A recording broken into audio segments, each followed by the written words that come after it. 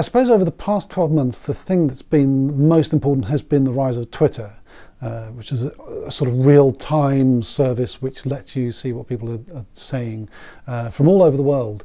And being able to follow people and see what people are interested in has been really interesting for me as a journalist, but equally for people themselves, being able to find out what their MP is thinking, or to find out what a pop star or a rock star is thinking, assuming they are thinking. I fell in love with augmented reality this year. The idea of being able to hold up your phone and view through the camera, seeing all these layers of alternate reality, just completely blew my mind, and hopefully next year we'll see more of that. One of my picks for 2009 has to be Amazon's Kindle electronic book reader. Now, it's not clear to me whether mainstream readers actually want to swap all of their paper books for electronic ones, but the Amazon Kindle has done more than anyone else to make headway in this area. They've been selling like hotcakes. They're the biggest selling item on Amazon itself.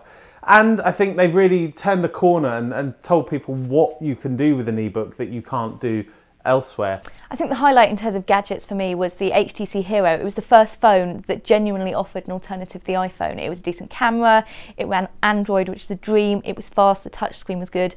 I think that set the bar against all other Android phones should be measured against.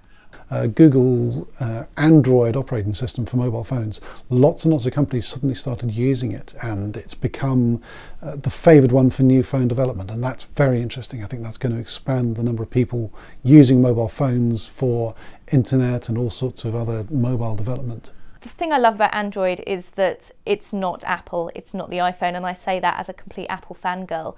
It's open source. There are silly things like the fact that you can run apps in the background, so you can listen to Spotify whilst answering emails, which you just can't do on the iPhone, and that's the kind of thing that I think really sets it apart. There have been loads of online music services over the years, but the one that's really caught people's eyes in the last 12 months is Spotify. When I was first introduced to it, I thought, hey, this is great, this is amazing. And I logged in, I got my invite, I logged in, and I went, oh, I'll search for this.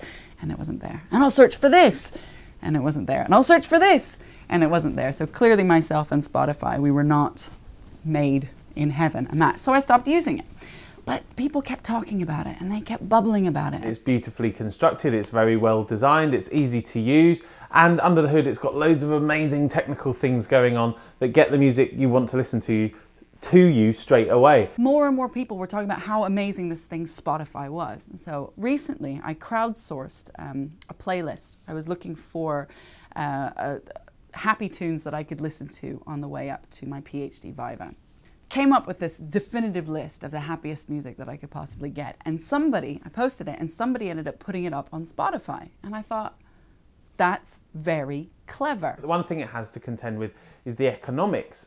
The cost of music streaming is incredibly high, horrific even, and lots of people have tried this in the past and nobody's ever got there. But what Spotify has is users and people who love it, and that's a good thing, and it's certainly made more difference to my music listening habits than anything since Napster back in the late 90s.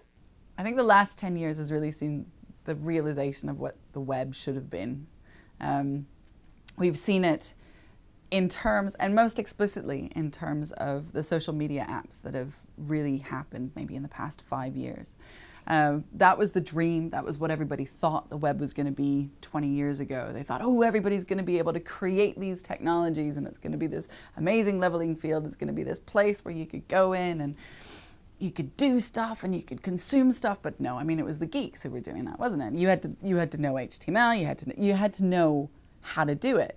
But in the past 5 years even, you know, we've actually seen that realization. We've actually realized that dream where anybody can create and anybody can consume. Two things that I think were really important in the last decade. The first one was Apple and the way it reinvented itself, particularly how, I think they were a bit lucky, but they saw how the whole music revolution was coming, how things were changing, the shift to MP3.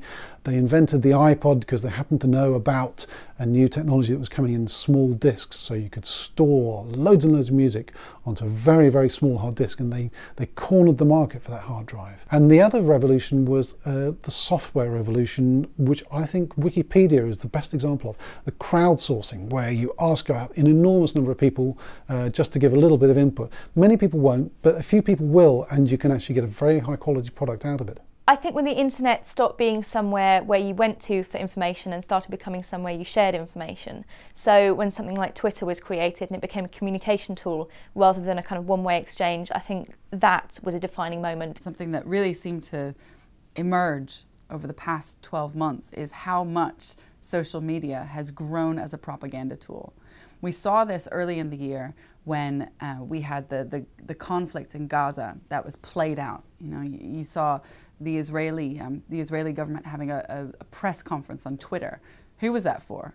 Was that for people in Israel? Was that for people in Palestine? Was that for people in the West who were, you know, they were trying to win our hearts and minds? I don't know. It's this really interesting machine that seems to have finally got social media. And I think we're definitely going to see more and more of that as time passes, as governments and as administrations really come to terms with what these tools can do and integrate themselves in such a way that it doesn't feel like they're hitting something with a sledgehammer.